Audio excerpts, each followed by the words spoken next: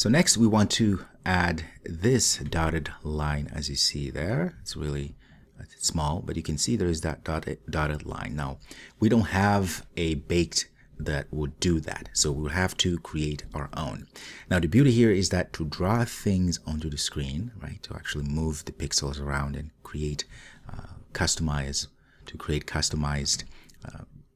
composable such as this, it's really simple in Compose, as I will show you. So what we're going to do here is where we call after our question tracker, this is where we're going to add the dotted line. So what I'm going to do is, yes, you guessed it, I'm going to create yet another composable. So this composable here, I'm going to say at composable, that, and then let's name this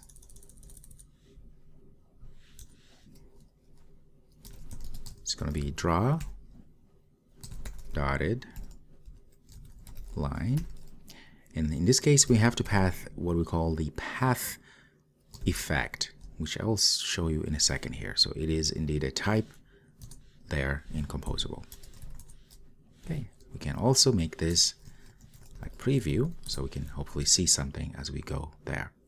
Let's go ahead and put this together. So how do we then draw what we are looking to draw, which is going to be a dotted line? So I'm going to go ahead and say canvas. Make sure we get the canvas that has this F for a function and it's green for a composable. That's very important, right? So this canvas here, as you see, if you hover over or look at the documentation, there's a few parameters we pass. We have the onDraw, which is a draw scope where we can draw things. Of course, as a composable, we can pass a modifier as well. So component that allow you to specify an area on the screen and performs canvas drawing on this area. So it says here we must specify size with modifier. Okay, so that's the first requirement, and we should do that. So I'm going to say modifier fill max width as such, and then onDraw. Now because onDraw, we could just go ahead and create a lambda there, but because we know it's last function type, that is parameter that has been passed, so we can actually invoke the trailing lambda as this. So we get our draw scope. Very good. So here is where we're going to be drawing. Let's go ahead and close this so we have more space here. All right. So what is that we're going to do? Well, before we do anything, let's continue adding something else here with our modifier. So I want the height of this to be around 1 dp, because remember, if you look at this structure here, the height is really small. We don't have a lot of height because it's really small, right? Thin, that is. All right, so the height 1, that's fine. Okay, so let's go ahead and draw. To draw, well, first of all, we know that we need a line before anything. It's just a line. All right, well, can we draw a line? Yes, turns out there is already a function we can call to draw a line. All we have to do inside of this draw scope, we can say draw.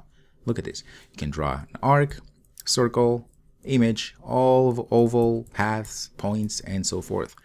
Right? I want to draw a line like this.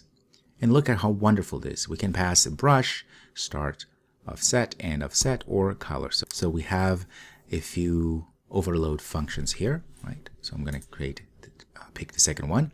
So I'm going to pass the color. What color do I want? Well, I just want that white color. So I'm going to say colors and get the light gray as such. And then I'm going to say start. Where am I going to start? Passing the offset. So offset, for our offset here, let's go ahead and import offset. Looks like we got the wrong offset. Let's start over because this happens. Let's say offset.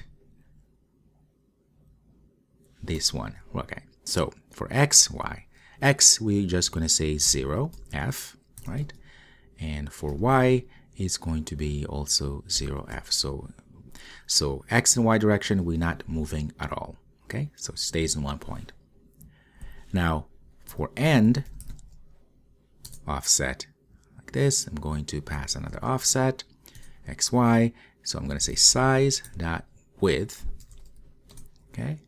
And the Y direction is just going to be, such as Y, it's fine, 0F like this. And if you hover over, that's the beauty. If you want to learn more about this function, abstract function here, we can see all of the parameters or all of the arguments we can pass. We have color, start, the offset, right, and offset, and so forth. It says this function draws a line between the given points using the given paint. The line is stroked.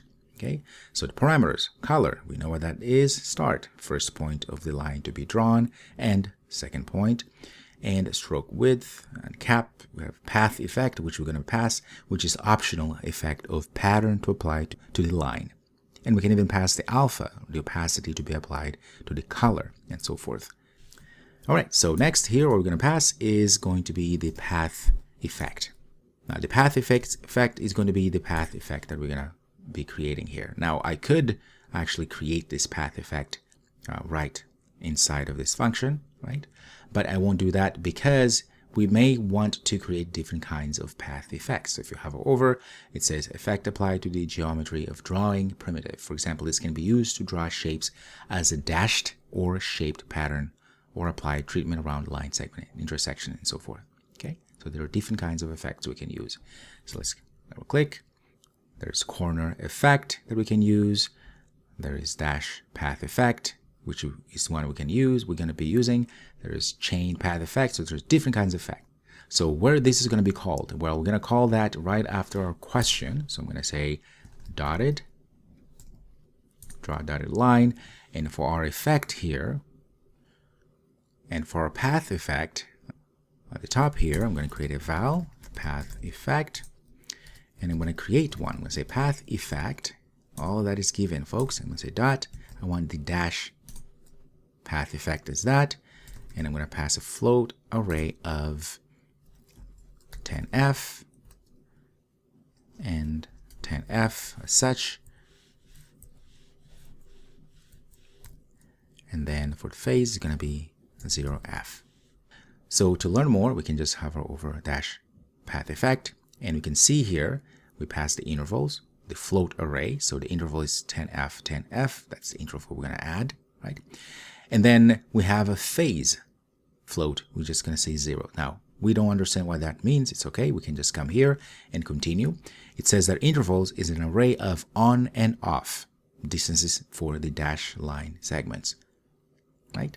It's wonderful because it even explains exactly what these parameters mean. Look, it says, for example, if intervals is 10, 20 and phase is 25, this will set up a dashed path like so. 5 pixels off, 10 pixels on, 20 pixels off, 10 pixels on, 20 pixels off, and so forth. Right? So here we're saying 10 pixels on, 10 pixels off, right? If you look correctly, it's going to be, the first dash is going to be 10 pixel, then another 10 pixel off, then another one 10 pixels on, and so forth. That's what creates that dash. Isn't it wonderful? And of course, you can go ahead and change these values so you can see how the effects are changed. All right, so now we have that path effect. I'm going to pass here as path effect like this. Now remember, because the name of this val is the same as the parameter, I could just go ahead and remove this altogether and just pass the path effect. That's fine. All right, so if you go back to our split code here, we should be able, hopefully, to see something there. Let's go ahead and refresh. All right, and just like that, you can see there is that effect there. The dash is looking really good. Make this probably smaller. Oh, it's hard to see when it's that small. And you can see, there it is.